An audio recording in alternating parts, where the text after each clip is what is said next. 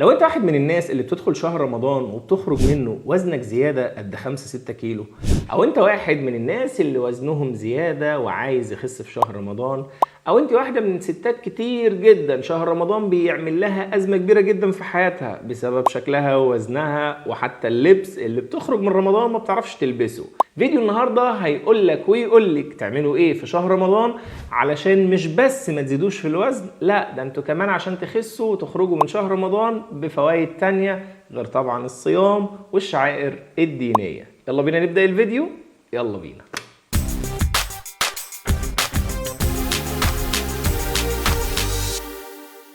السلام عليكم ورحمة الله وبركاته، ايه الأخبار؟ عاملين ايه؟ يا رب تكونوا بخير. معكم دكتور أحمد بدر، أخصائي العلاج الطبيعي والتغذية. احتمال أكون وحشتكم لأن بقالي كتير جدا ما بنزلش فيديوهات، لكن كالعادة غصب عني، يعني كل مرة بتبقى هي دي الحجة وهو ده المبرر، بس والله صدقوني هي دي الحقيقة. غصب عني معلش، لكن ان شاء الله الفترة الجاية ننتظم اكتر واكتر. ده غير ان هيبقى في فيديوهات كتير ان شاء الله خاصة بالعلاج الطبيعي للاطفال، اشترك بقى في القناة علشان توصلك الحاجات دي ان شاء الله اول ما تنزل، وكمان فعل زر الجرس واعمل لايك للفيديو ده لانه هيكون فيديو مهم جدا لناس كتيرة مننا بتدخل شهر رمضان وبتخرج منه وهي وزنها زيادة.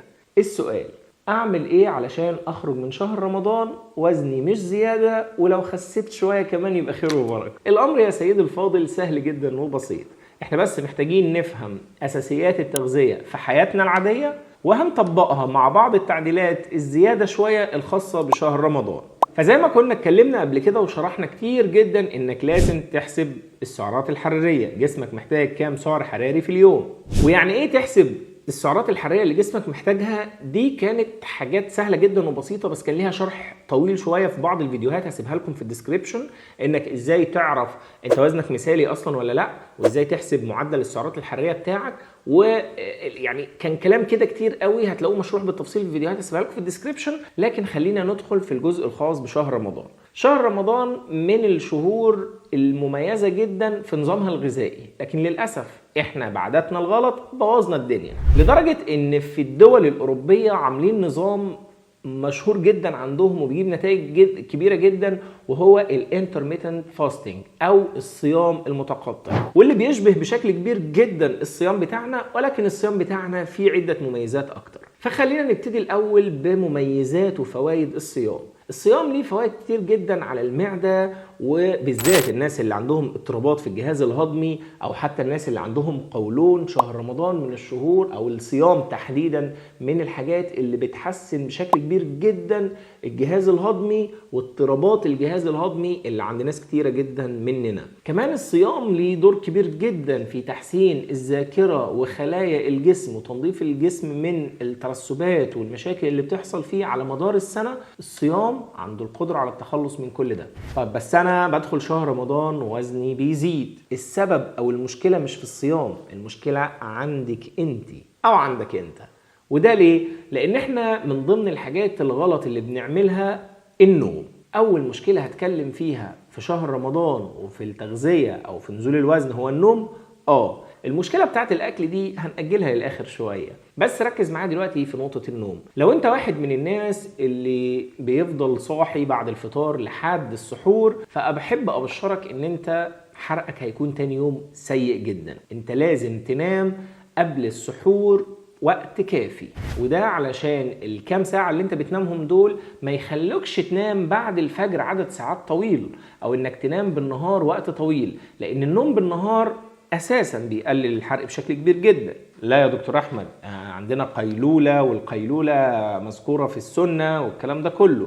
يا فندم، القيلولة اللي ذكرت في السنة مش معناها انك تنام 5-6 ساعات. القيلولة هي انك بتريح جسمك او بتمدد لمدة نص ساعة، بشرط انك ما تدخلش في نوم عميق. يعني انت حتى لو نمت ما تدخلش في نوم عميق، اخرك نص ساعة وبتقوم سواء نمت او ما نمتش، هي دي القيلولة. فبالتالي لازم تنام 2-3 على الاقل قبل الفجر، عشان تعرف تنام 2-3 كمان بعد الفجر وتصحى تشوف شغلك.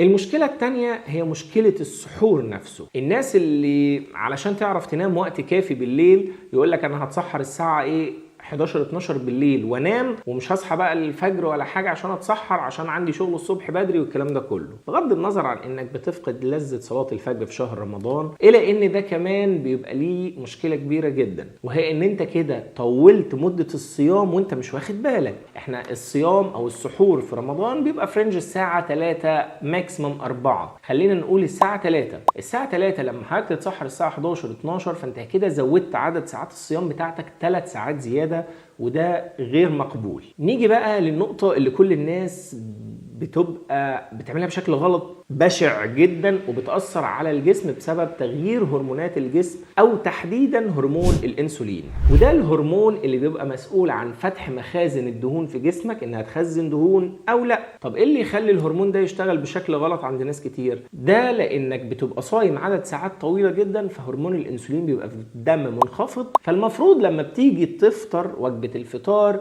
اللي اسمها فطار ما تسمتش غدا، لان وجبة الفطار هي اول وجبة بتدخل بطنك وبالانجليزي اسمها بريكفاست يعني كسر الصيام، فبالتالي ما ينفعش تبقى وجبة تقيلة. ازاي؟ يعني انت عايزني افطر المغرب على حاجات بسيطة؟ امال المحشي ده هيروح فين؟ لا، انت ما فهمتش قصدي صح. انا اللي قصدته انك اول ما بتسمع الاذان كل اللي بتفطر عليه هي كوباية لبن مع 3 تمرات زي ما وصانا النبي صلى الله عليه وسلم، وبعد كده تصلي المغرب وتظبط دنيتك، ولو انت ست بيت تصلي المغرب وتجهزي سفرتك والكلام ده كله، بحيث ان يعدي من تلت لنص ساعة قبل ما ابتدي الاكل الحقيقي. والهدف هنا انك بتنبه جسمك انك خلاص كسرت الصيام بتاعك وجسمك لازم يستعد لدخول الاكل، فبالتالي الانسولين ما بياخدش صدمة الاكل الدسم فيفتح مخازن الدهون بشكل بشع. لا، هو خد تنبيه بسيط، فبعد كده الاكل بيكون سهل جدا ان جسمك يهضمه بدون اي مشاكل. المشكلة التانية ان حضرتك بعد المغرب او بعد ما بتفطر بتقضيها نقنقة لحد ما بتزهق، ودي بلوة كبيرة جدا. انت لازم بعد وجبة الفطار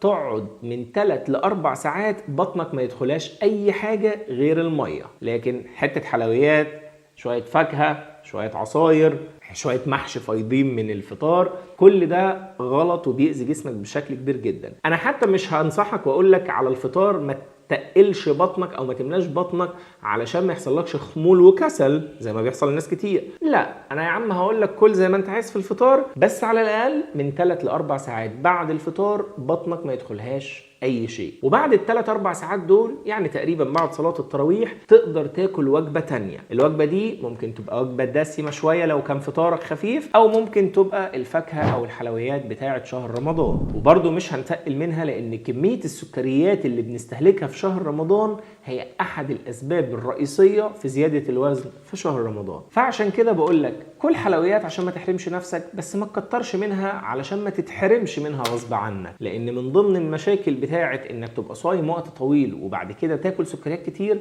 ان ده ممكن يصيبك والعياذ بالله بمرض السكر، في حين ان الصيام من افضل الحاجات اللي بتعالج السكر. طيب تمام، خلصت الوجبة التانية واللي هي بعد التراويح وكلت، برضو تقعد من غير اي حاجة تدخل بطنك باستثناء طبعا المية لحد وجبة السحور. وجبة السحور زي ما قلنا في الاول لازم تأخرها على قد ما تقدر. وبس كده يا سيدي، هي دي كل الامور اللي لو اهتميت بيها وركزت فيها في شهر رمضان هتلاقي نفسك خسيت من غير حرمان. ما قلتلكش امنع حاجات معينة، ما قلتلكش امنع الاكل الدسم، ولا قلتلك امنع حلويات.